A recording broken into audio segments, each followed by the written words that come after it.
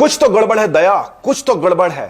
इस corona virus, China और 23 जनवरी के बीच में कुछ तो गड़बड़ है। आप सोच रहे होंगे कि मैं मजाक कर रहा हूं, मगर ये जो रिपोर्ट्स हैं, जो पब्लिश्ड हैं, ये मजाक नहीं है। और अगर इनके ऊपर आप नजर डालोगे और थोड़ा सा दिमाग लगाओगे तो आपको लगेगा कि ये मजाक नहीं, ये बहुत सीरियस बात है। 23 जनवरी इंपॉर्टेंट क्यों है?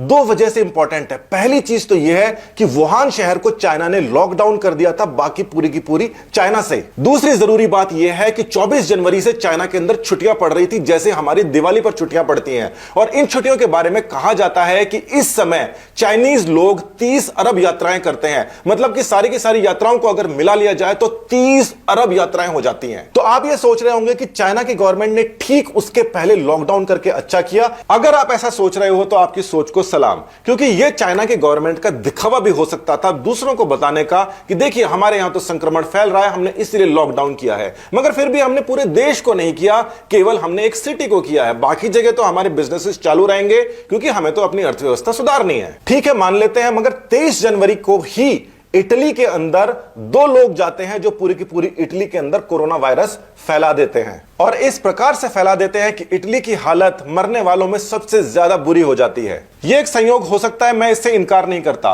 मगर वुहान से बाहर अलग अलग देशों के अंदर संक्रमण किस प्रकार से फैला है उसके ऊपर आप नजर डालिए। तो अमेरिका के अंदर 15 जनवरी को एक केस आ चुका था, और यह केस वो था जो कि वुहान के सी फूड मार्केट के अंदर नहीं गया था, यानी कि यह कम्युनिटी स्प्रेड वाला केस था, यानी कि थर्ड स्टेज वाला। थर्ड स्टेज यानी कि कम्युनिटी के अंदर फैल रहा था 12 जनवरी को, और उस समय तक कोई लॉकडाउन नहीं था। हर रोज लाखों लोग वुहान से बाहर जा रहे थे। देखिए 25 जनवरी तक तो श्रीलंका में भी संक्रमण पहुंच गया था। श्रीलंका तक वुहान से डायरेक्ट फ्लाइट नहीं है, यानी कि वुहान से कहीं और गया होगा और वहां से श्रीलंका आया होगा। अब जहां पर फ्लाइट की बात आ गई है तो फ्लाइट के मैप के ऊपर जरा नजर डालते हैं। यहां पर एक बात आपको ध्यान में रखनी पड़ेगी कि वुहान से चाइना के अंदर कितनी फ्लाइट्स हैं और वुहान से चाइना के बाहर यानी कि इंटरनेशनल कितनी फ्लाइट्स हैं। तो इस ग्राफ के अंदर आप देख सकते हैं कि वुहान से इंटरनेशनली कितनी सारी फ्लाइट्स हैं, और इसके अंदर ही आपको यह भी दिखाई दे जाएगा कि अफ्रीका के अंदर किसी भी प्रकार की कोई फ्लाइट नहीं है, जहां पर संक्रमण फैला भी नहीं है। साउथ अमेरिका के लिए भी कोई डायरेक्ट फ्लाइट वुहान से नहीं है, जहां पर ब्राजील है देखिए, और ब्राजील के अंदर भी इतना कोई खास संक्रमण का असर नहीं है। इंडिया, पाकिस्तान, नेपाल, भूटान, बांग्लादेश तक भी कोई डायरेक्ट फ्लाइट नहीं है, और यहां पर भी संक्रमण के बहुत ज्यादा मरीज नहीं है। यानी कि वहां से जहां पर डायरेक्ट फ्लाइट्स है वहां पर हर जगह भर भर के संक्रमण जा रहा था,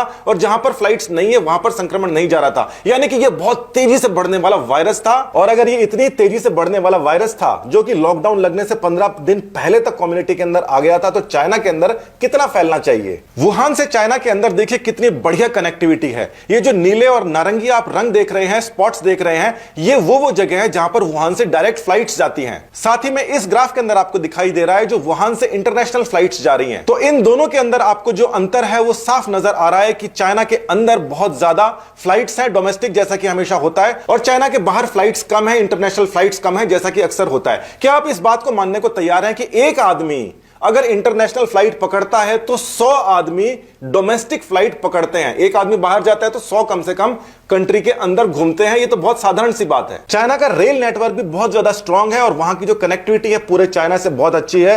हर रोज 2 लाख से ज्यादा नागरिक वहां से दूसरी जगह में ट्रेवल कर रहे होते हैं। हर रोज 2 लाख, 15 दिन के अंदर 30 लाख। 15 दिन के अंदर 30 लाख यात्री केवल रेल से गए हैं, उसके अलावा फ्लाइट से गए हैं, पैदल भी गए हैं, बस से गए हैं, कार से गए हैं। मगर इंटरनेशनल जहां जहां पे संक्रमण गया है वहां पर केवल फ्लाइट से गए हैं। मैं ये कहना चाहता हूं कि चाइना के अंदर जबरदस्त तरीके से संक्रमण फैल सकता था, मगर वो फैला नहीं, और जो फैलाने वाले लोग थे वो पूरे चाइना के अंदर हर जगह घूम रहे थे, मगर उनको वो संक्रमण हुआ नहीं। आखिर ऐसे हुआ कैसे? बचपन के अंदर डीपीटी का और अलग सारे के सारे टीके लगते हैं, मगर क्या जवानी के अंदर, बूढ़ों के अंदर कभी कोई वैक्सीनेशन देता है? 2019 के अंदर चाइना ने ट्यूबरक्लोसिस यानी कि टीबी के खिलाफ वैक्सीनेशन दी थी। वो पूरे के पूरे कंट्री के अंदर दी गई थी। इसकी काफी ज्यादा चर्चा भी हुई थी। क्या ऐसा हो सकता है कि चाइना के पास में ये वायरस पहले से मौजूद था और इसकी जो काट वाली वैक्सीन है वो पहले से मौजूद थी, और टीबी की वैक्सीन के साथ में घोलकर उसको पिला दी गई हो? क्योंकि टीबी के अंदर उस वैक्सीन को देने के बाद के अंदर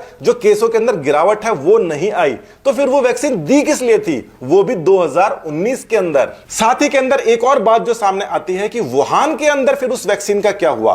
क्या सरकार ऐसा कर सकती है कि अलग अलग शहरों में अलग अलग बैच दे दे, जहां पर एक शहर का जो बैच है, जहां पर दिखावा करना है कि यहां से संक्रमण हमें फैलाना है, वहां पर जानबूझ के वहां के लोगों को वो टीका नहीं लगाए, वो इम्यूनिटी नहीं दे? क्या ऐसा हो सकता है?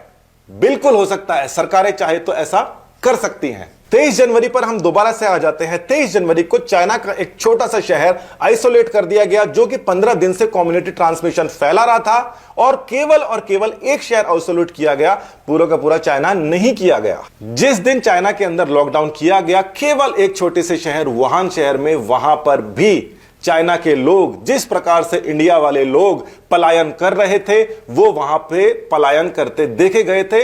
ये रिपोर्ट देखिए, रॉयटर्स की इस रिपोर्ट के अंदर साफ तौर पर लिखा गया है कि ट्रैवलर्स जो हैं वो चाइना का लॉकडाउन को बीट कर रहे हैं, यानी कि उसको पछाड़ रहे हैं, और वो ब्रिज से दूसरी जगह जाते हुए दिखाई दे रहे हैं। लोग तो हर जगह वही होते हैं, जिसको साधन नहीं मिलता वो पैदल चले जाता है, यानी कि संक्रमण फैल रहा था। और जिस हिसाब से इंटरनेशनली संक्रमण फैल रहा था, वुहान के हर दूसरे आदमी को वो संक्रमण था, और वो हर दूसरी जगह जा रहा था। और एक इंटरनेशनल फ्लाइट पर 100 लोग डोमेस्टिकेटेड फ्लाइट से जाते हैं, 10,000 लोग ट्रेन से जाते हैं, और 1 लाख लोग कुल मिला के अलग अलग रिसोर्सेज से इंक्लूडिंग ट्रेन एक जगह से दूसरी जगह जाते हैं। यानी कि इस बात की संभावना कि बहुत सारे इंटरनेशनली टूरिस्ट के अंदर से एक संक्रमित मरीज इंटरनेशनल फ्लाइट पकड़ के ले जाए, वो उतनी ही है जितनी 1 लाख लोग विद इन कंट्री फैल जाएं। इसका मतलब किसी भी प्रकार से संक्रमण तो बचाया ही नहीं जा सकता था, मगर एक चीज उनको बचा सकती थी, उनकी वैक्सीन इम्यूनिटी, जो कि 2019 के अंदर ही बाकी सभी जगह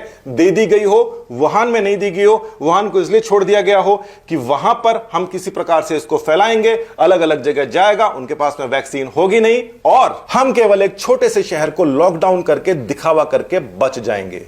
ये एजम्पशन है, ये थ्योरी है, ये कोई आरोप नहीं है। ये कोई आरोप नहीं है, मगर फिर भी इतना तो बताओ चाइना वालों कि आपने उसको संक्रमण को रोका कैसे, जहां पे हर कोई इंटरनेशनली जो भी बाहर जा रहा था वो संक्रमित हो रहा था 23 जनवरी के समय में, और अंदर जो जा रहा था वो संक्रमित ही नहीं हो रहा था। ऐसा तो हो ही नहीं सकता। जो वैक्सीन आपने बनाई है, अपने लोगों को दी है, बूढ़ों तक को दी है, वो वैक्सीन का खुलासा करो, पूरे के पूरे विश्व को इस आपदा से बचाओ। अगर यह आपदा तुम्हारे द्वारा जानबूझ के तैयार की हुई नहीं है तो। ये सारी की सारी रिपोर्ट्स उन बहुत सारी हजारों रिपोर्ट्स में से कुछ हैं, जिसका इस समय कई अलग अलग लोग, कई अलग अलग देश अपनी अपनी ब्रांचेस के अंदर स्टडीज कर रहे होंगे, और वो उन सभी संभावनाओं के ऊपर विचार कर रहे होंगे, और दिमाग के अंदर ये उनके सभी के जरूर होगा, कहीं ये बायोलॉजिकल वेपन तो नहीं है, या फिर ये केवल एक एक्सीडेंट तो नहीं है। मगर ये एक्सीडेंट में इतने सारे संयोग कैसे हो गए? जब तक 1 लाख संक्रमित मरीज अंदर अंदर नहीं घूम जाए, तब तक एक आदमी इंटरनेशनल टूरिस्ट बाहर नहीं जा सकता। चाइना में टोटल 1 लाख लोगों को संक्रमण ही नहीं हुआ। एक छोटे से शहर को लॉकडाउन किया गया जब वो 3rd लेवल भी क्रॉस कर चुका था, उसके बाद भी संक्रमण नहीं होता, और दूसरी जगह पूरा का पूरा विश्व इस समय संक्रमित घूम रहा है। कहीं ऐसा तो नहीं है कि चाइना के अंदर दूसरा वायरस घूम रहा है और चाइना के बाहर इंटरनेशनल फ्लाइट्स के ऊपर दूसरा वायरस घुमा दिया गया, जिसके ऊपर सरकारों की अभी तक नजर नहीं है, जो कि एयरबॉर्न ट्रेवल कर रहा है, जबकि अंदर वाला जो वायरस है वो एयरबॉर्न ट्रेवल नहीं कर रहा। शंघाई के अंदर 5-7 मरीज, क्या बात है यार। जिस समय अमेरिका, कनाडा सब जगह मरीज पहुंच गए हैं, तो शंघाई के अंदर 6-8 मरीज पहुंचे, ये क्या बात है। हर दूसरा आदमी जो चाइना से बाहर जा रहा है वो संक्रमित होकर जा रहा है, और लाखों लोग 15 जनवरी से लेकर 23 जनवरी तक पूरे चाइना के अंदर घूम रहे हैं, उनके अंदर संक्रमण का नामो निशान ही नहीं है। अब आप यह बात बताइए कि वायरस को विदेश यात्रा तो पसंद है, मगर उसको चीन के अंदर जो यात्रा कर रहे हैं उसके द्वारा संक्रमण फैलाना पसंद नहीं है। 2-4 पेशेंट्स जो हैं वो शंघाई में भी जा रहे हैं, दूसरे शहरों के अंदर भी जा रहे हैं, और 2-4 जो पेशेंट्स हैं वो दूसरी कंट्रीज के अंदर जा रहे हैं। दूसरी कंट्रीज जो है लॉकडाउन करने के बाद भी कंट्रोल नहीं कर पा रही। चाइना ने केवल वुहान को लॉकडाउन किया और वहां पर कंट्रोल हो गया। टीबी की वो वाली वैक्सीन जिसके ऊपर 2019 में चाइना जैसा देश अरबों डॉलर खर्च कर देता है अपने नागरिकों के ऊपर, और उसी वैक्सीन के ऊपर अमेरिका वालों का भी ध्यान है। और वो ये भी कह रहे हैं, कुछ रिपोर्ट्स के अंदर उन्होंने ये भी कहा है कि ये वाली जो वैक्सीन है 10 महीने से पहले अगर किसी को लगी हुई है तो उसके अंदर भी संक्रमण के जो चांसेस हैं वो काफी कम है। क्या ये ड्रामा है? क्या ये मजाक है? क्या है ये? बहुत सारी चीजें हैं जिसका मैंने वीडियो में जिक्र नहीं किया है, मगर साइंटिस्टों को पता है, वो इसके ऊपर गौर कर रहे हैं। एक और गौर करने वाली बात जो ये है कि चाइना ने जो अपना डेटा दिया है, प्राइमर्स वगैरह जो दिए हैं, उनकी जो इंफॉर्मेशन दी है, उसने कोई सैंपल नहीं दिया है, उसने कागज के अंदर या डेटाबेस के अंदर से जाकर एक जीनोम दिया है या जेनेटिक कोड दिया है, जिसको मैच करके आप वायरस का पता लगा सकते हैं। यानी कि दिया अभी तक कुछ भी नहीं है उसने, और ये आरोप चाइना के ऊपर हर कोई लगा रहा है। मैंने तो कहा ही था शुरू में, ये कोई मजाक नहीं है, ये सीरियस बात है।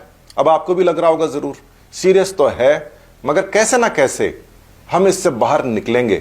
और अगर ये बायोलॉजिकल वेपन रहा तो चाइना की खैर नहीं। इंडिया के अंदर बायोलॉजिकल वेपन्स नहीं बनाते, किसी भी प्रकार के कोई लैब नहीं है, मगर जो प्रेजेंट लीडरशिप है हमारी, वो किसी को छोड़ती नहीं है। ध्यान रखना इस बात का। धन्यवाद। जय हिंद।